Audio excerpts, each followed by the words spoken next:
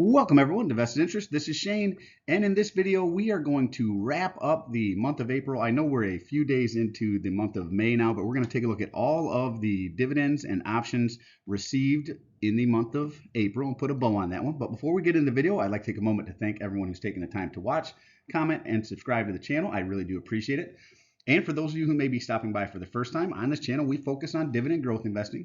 It's not rocket science. In my opinion, the best way to do anything, keep it as simple as possible. So it really boils down to consistently investing, buying dollar cost averaging into dividend growth stocks and growing companies with positive cash flow that covers the dividend and companies with a high return on their invested capital. I utilize both a dollar cost average approach, consistently investing into the stocks within the portfolio on a bi-weekly basis, weekly basis really, every 2 weeks whenever I get paid. Every week when I break down those 2-week payments really into weekly buys.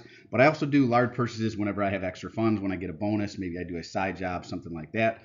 I cover all of my investments into the portfolio on this channel. I do not have a paid Patreon account. I don't have another site that I send you to sign up for some courses or anything that I do. I don't intend to have any. We all have enough to pay for, so it's free to see what I'm investing in. But if you would like to help out the channel, if you would take a moment to hit that thumbs up button down below, make sure you're subscribed to the channel, hit that subscribe button, join us on this journey to financial freedom, join the vested interest community. Make sure that notification bell is rung, click on that notification bell so you're notified when we put out any new content, and drop a comment down below. Let me know what you think of the videos. And how did April go for you? How were your options, if you were in any options, and what companies paid out dividends for the month of April? And let me know what you're looking to buy as we enter the month of May. Maybe you've already started your May purchases. We're just, like I said, a few days into the month. I did make some purchases myself, so tune back in for that video tomorrow. I'll cover my portfolio update. Do that every Sunday morning, so just one more reason to make sure you're subscribed and you hit that notification bell down below. Now let's jump into the video. Now we're going to start off with all the dividends paid out for the month of April. So we started off, we received dividends from Union Pacific, ticker UNP. This is out of the industrial sector, paid us $50.57. I have not been adding to this position. It is one that I probably will nibble on here over the next few months, but probably not in the month of May unless it pulls back significantly. Kraft Heinz, ticker KHC, paid us $74.65. Another one I have really not been added to. Bank of America, ticker BAC, and KHC is out of the consumer staple sector. Bank of America is out of the financial sector.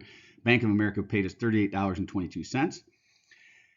HP Inc., ticker HPQ, out of the information technology sector, paid us $61.21. This is one that I've been nibbling on. It is below my cost basis. I'm going to continue to add to it as long as it is. Owens Corning, I have not been adding here. Ticker OC, this is out of the industrial sector, paid us $26.85. This one has really run up. I mean, I think I'm up over 80% on this one. I would like to add to it, but it needs to pull back a little bit for me to do so. They paid us $26.85. Nutrien, ticker NTR, this is out of the materials sector, paid us $68.90. Ticker O, the monthly paying REIT out of the real estate sector, paid us $59.79. Been adding here. Nutrien is one I want to add to. It's a little bit below my cost basis, so probably going to look to add here over the month of May. Comcast, ticker CMCSA, paid us $31. This is one I'm adding to pretty much every week. Not a lot, maybe 2 to 4 shares. This is out of the communications sector. Cisco, ticker CSCO, is under my cost basis as well, so I'll probably look to add a little bit here. Paid us $80.68. Cisco, ticker SYY, different company, but same name spelled differently, paid us $50.33.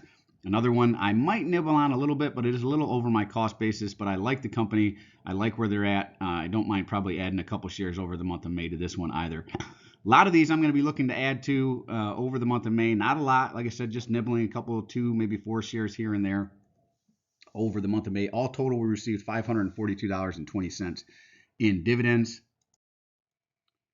Now, for the total dividends received so far, we're at $2,840.79 for the year.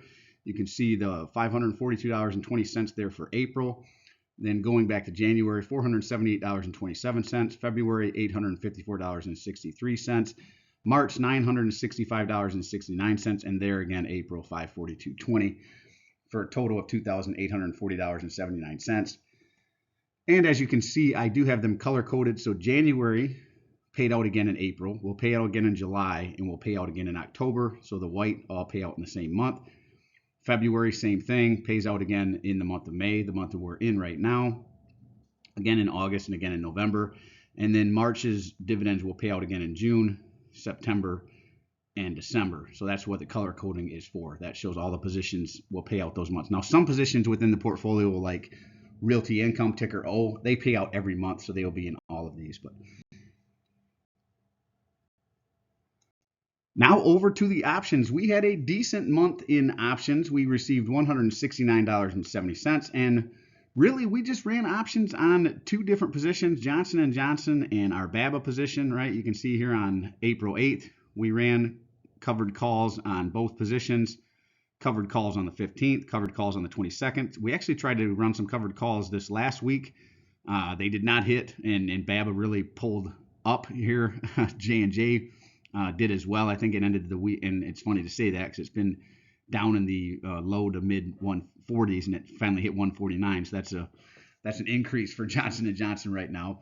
Same thing with BABA. It was down in the low 70s, and it has run up into the 80s. So both positions have kind of rebounded a little bit. We tried to run some here, like I said, this week. They did not hit, but overall, the month of March there, or April, was pretty much just Johnson & Johnson and BABA, $169.70 total in options. And you can see how our options have, this should say 2024. I'll have to change that. That's not 2023. So far you can see how the options are shaping up for us for the month of the year of 2024. Not great, but not terrible either. January, $73.35. February, very good month, $434.40. March, not a very good month, $55.35. And April, kind of a meh month, $169.70. All total for the year so far, $732.80.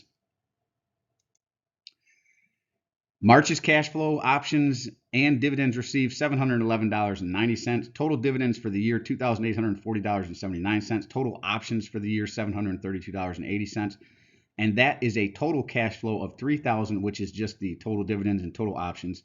Total cash flow for the year so far, $3,573.59. So if I was to need this money to pay bills, to buy groceries, to pay for gas, whatever it is, so far the portfolio with dividends and options is producing $3,573.59 in cash flow. Now I have the drip set on, so the dividends go right back in, and whenever I get any options premium, I put that right back into the portfolio right now. But eventually, whenever I turn off the drip and want to use the options for cash, this kind of gives you an idea of how much cash flow I would have generated by the portfolio. Now, this is a chart showing from the very beginning, 2021, whenever I started the portfolio, 2022, 2023, 2024 to date. It gives you the year-over-year growth, and then it breaks it down by months, right? So we're covering the month of April. So you can see last year we were at $412.28. This year, $542.20. That is a 31.51% increase year over year in dividends. Now, I don't have a chart for options because they're up and down so much. I really just want to track the dividends here. And some months I don't do options as aggressively as others. But the dividends is something that you can see consistent growth in month over month, year over year. And that's why I wanted to show this, right? If you go back to whenever we started the portfolio in 2021, just $36.33. That's when a lot of people get discouraged. They're thinking, man, I've put a lot of money into the market. I'm not seeing a lot of returns. But then you jump to 2022, the very next year, $272.92. Well, that's a big jump up, right? So now you're starting to see some nice growth in the portfolio. Dividends are starting to roll in. And then go to another year forward into 2023, same thing. All right, from $272.92 to $412. Wow, we can really, start paying some bills if we needed to. And then same thing from 2023 to 2024, up to $542.20. Very nice stair step up growth is what I want to show with this chart. So hopefully that gives you an idea how if you stick with it, right, it might start off slow. You might start off with $18, $36, $64, then it jumps up $121, and then like I said, year over year up to $272, $412, $542. It really starts to compound the longer you keep up with the process and the longer you stay consistent. It's consistently dollar cost averaging, again, whether that's weekly, monthly, semi-annually, once a year, whenever you get your taxes back, consistently investing as the companies within the portfolio increase their dividends and as they pay out dividends. And if you have the drip set, those dividends go right back in and buy more shares. You will see the same type of impact, right?